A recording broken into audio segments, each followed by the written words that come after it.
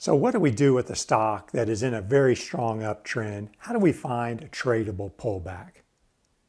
Hey, this is Arthur Hill, Chief Technical Strategist at TrendInvestorPro.com. You are tuned into Next Level Charting. Thank you very much for joining us. So today I want to look at a technique that I use. First of all, I'm looking for stocks that are in long-term uptrends because that's the dominant force at work. And second, I'm using a technique to find an oversold setup. That's the setup, remember, not the signal. So I'm using RSI to move into what I call an oversold zone. And then third, we need a trigger. And to do that, we need to put a little bit of adrenaline, caffeine in RSI. And I do that with Stoch RSI. And I look for a little Stoch RSI pop to signal that the trend is ready to resume higher. Let's look at some charts with these setups. So we're going to start with a couple of charts. It's basically a continuation from last week. We featured Microsoft and Amazon. And the first thing you can see on these charts is I've got the 200-day moving average. And that can give you a pretty good idea of the trend. You know, we're well above a rising 200-day moving average. We've got 52-week highs coming in June, July, August, and early September. And now we've pretty much been consolidating. And as I noted last week, a consolidation within an uptrend is a bullish continuation pattern. Basically, you've had this big advance, you need to digest the gains, and that's what you're doing right now. I also noted that one of my favorite methods for trading is the pattern within the pattern. So your bigger pattern is going to be this triangle formation. And within the triangle, you're going to get swings. You get a downswing, an upswing, a downswing, an upswing. And it's going on a little longer than we would like because that should have been a breakout. Well, nothing should be. It just is what it is. But now we have another pullback. And what I find rather interesting is look how boring trading has turned over the last 4 weeks. That's a very tight range. And that's basically a volatility contraction. And our good friend John Bollinger always said that you should expect a volatility expansion after a volatility contraction. And so Microsoft looks like it's winding up to do something. And the question is which direction? And it's pretty easy to get a directional bias. What is the long-term trend? If the long-term trend is up, then the directional bias is bullish. Now, sure, there's going to be a bearish reversal at some point, and there's going to be a deeper pullback than expected at some point, but the odds favor a continuation over a reversal. That's just the way it is. The market has an upward bias, and when the trend is up, you expect a continuation of that uptrend after pullbacks and consolidations. So looking at Mr. Softy here, and applying this RSI, Stoch RSI strategy, you can see here I've got 4 instances now when RSI dipped into the 30 to 50 zone. And some were deeper than the other ones. There's another one there, so I could have marked a blue line there. There's one, there's another one, and there's another one. And after each of these dips, there you can see Stoch RSI surging above 0.8. So basically, when you go below 50 and into that 30 to 50 zone, you've had a pullback. And so here we had a little flag-like pullback. And this little dip wasn't very much, but we got a little Stoch RSI pop in late August. And this was a deeper dip here. And you can see RSI dip to maybe the low 40s there. And then you got a pop right there. And so that's what Stoch RSI is doing you. The RSI moving into the oversold zones telling you you've had some sort of short-term setback, short-term consolidation within a bigger uptrend, of course. And you get that little Stoch RSI pop. That means RSI is popped. It's basically measuring the momentum of momentum because Stoch RSI is the stochastic oscillator applied to RSI. And so momentum of momentum technically would be velocity. I just like to call it RSI on steroids or RSI after a Red Bull or something, drinking a Red Bull.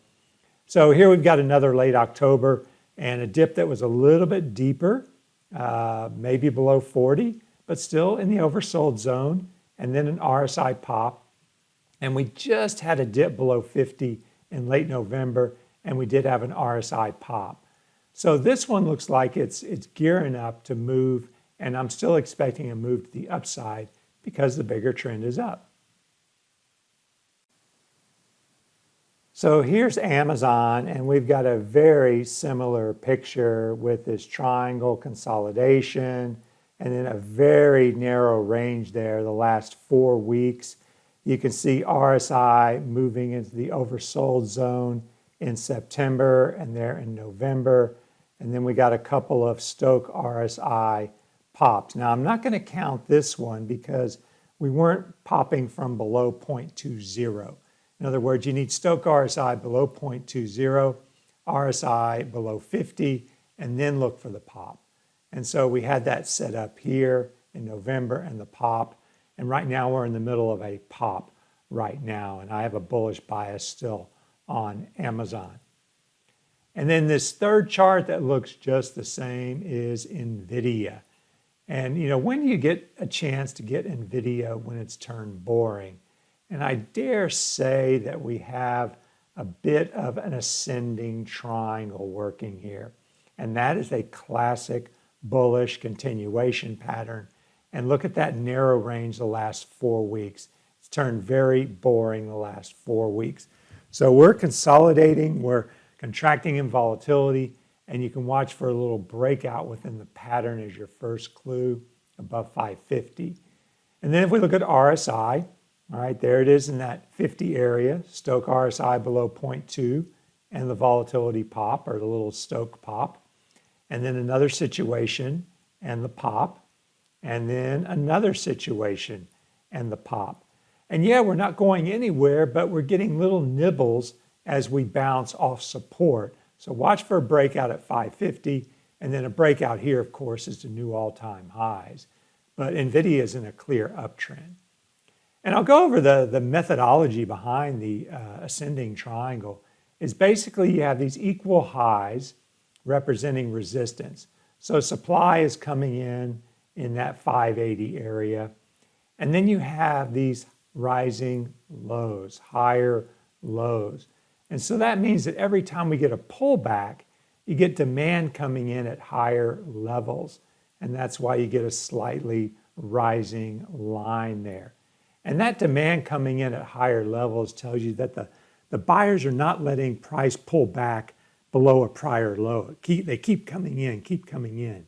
And you need to get a breakout to break the back of supply and signal a continuation higher. So here are the two healthcare-related stocks that I wanted to focus on.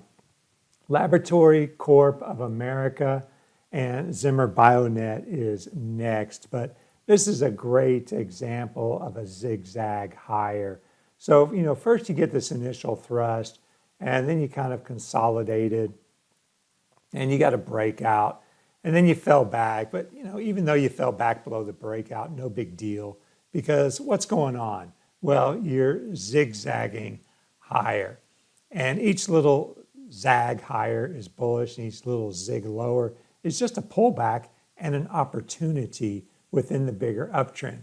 Now, yeah, it was below the 200-day, but it was a bullish setup, of course, in hindsight.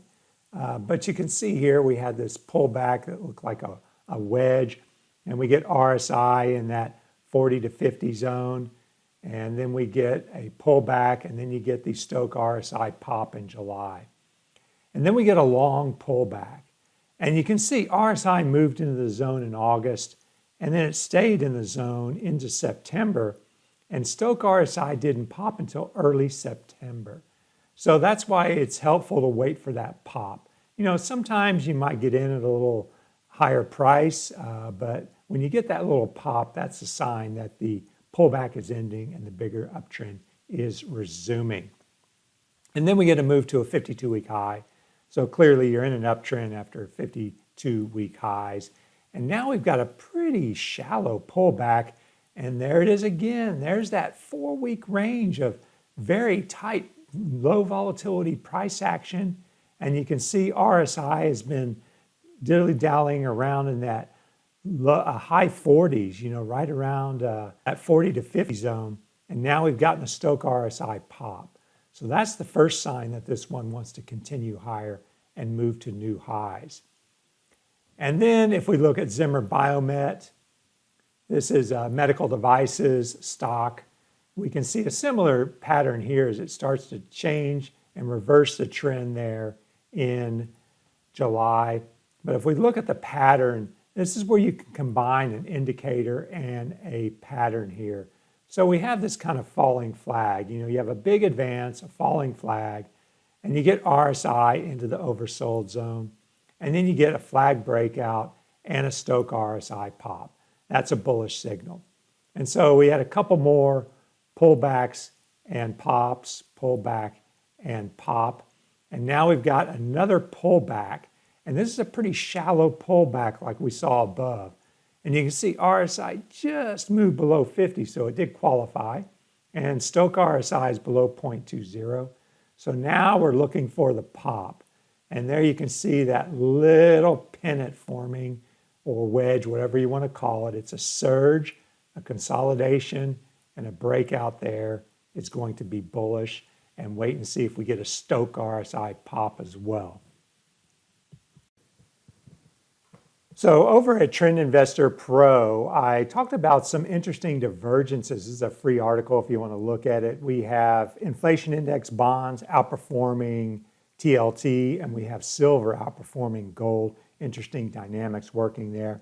And I've also got a bigger video on trend changes and tradable pullbacks using RSI and Stochc RSI. And I've got a number of examples in that using ETFs. And then, of course, the weekend video and chart book, which is always packed with information over the previous week. We looked at the CNN Fear and Greed Index in detail there. So check out trendinvestorpro.com if you'd like to know more about our services. So a couple more to show you. This is Docusign. It's been one of the high flyers here in March, April, May, June, July, August. And then it took a rest, but we can see a little wedge kind of pull back and then a breakout working. There was RSI in the oversold zone, and we got a couple of pops there. So it's working on a breakout. And then we have SciPlay. They are a video game developer. And this one is interesting because you can see a pretty deep pullback within a bigger uptrend, but finding support largely and getting that little breakout.